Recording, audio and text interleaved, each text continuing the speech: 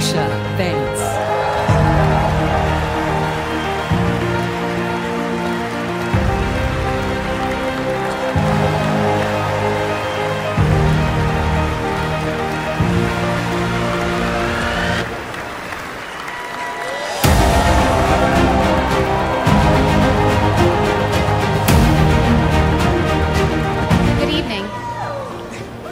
Good evening.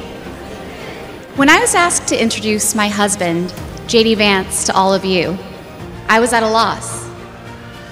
What could I say that hasn't already been said before? After all, the man was already the subject of a Ron Howard movie. JD has shared much of his life through his own eloquent words. In his book, Hillbilly Elegy, during his Senate campaign, and now as a sitting United States Senator.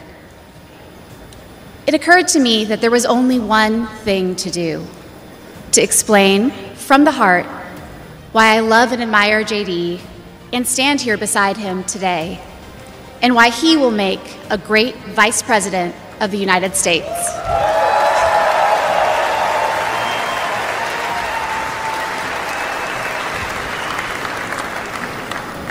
I met JD in law school when he was fresh out of Ohio State, which he attended with the support of the GI Bill. We were friends first because, who wouldn't want to be friends with JD? He was then, as now, the most interesting person I knew.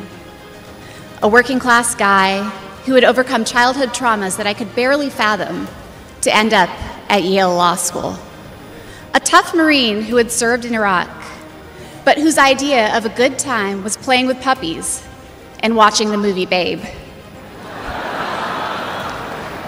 The most determined person I knew with one overriding ambition: to become a husband and a father, and to build the kind of tight-knit family that he had longed for as a child.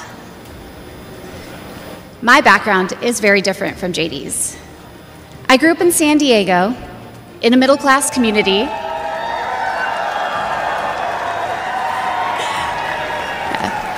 with two loving parents, both immigrants from India, and a wonderful sister. That JD and I could meet at all, let alone fall in love and marry, is a testament to this great country.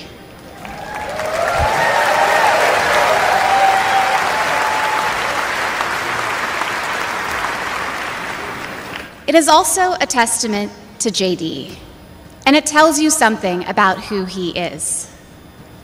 When JD met me, he approached our differences with curiosity and enthusiasm. He wanted to know everything about me, where I came from, what my life had been like. Although he's a meat and potatoes kind of guy, he adapted to my vegetarian diet and learned to cook food from my mother, Indian food. Before I knew it, he had become an integral part of my family, a person I could not imagine living without. The JD I knew then is the same JD you see today, except for that beard. And his goals in this new role are the same that he has pursued for our family: to keep people safe, to create opportunities, to build a better life, and to solve problems with an open mind. It's safe to say that neither JD nor I expected to find ourselves in this position, but it's hard to imagine a more powerful example of the American dream. A boy from Middletown, Ohio.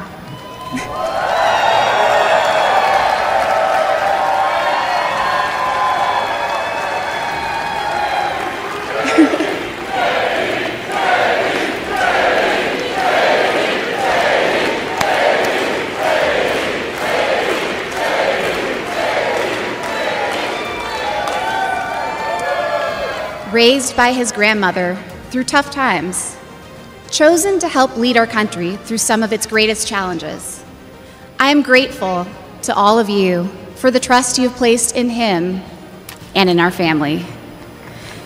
And with that, it is my great privilege to introduce my husband and the next Vice President of the United States, JD Vance.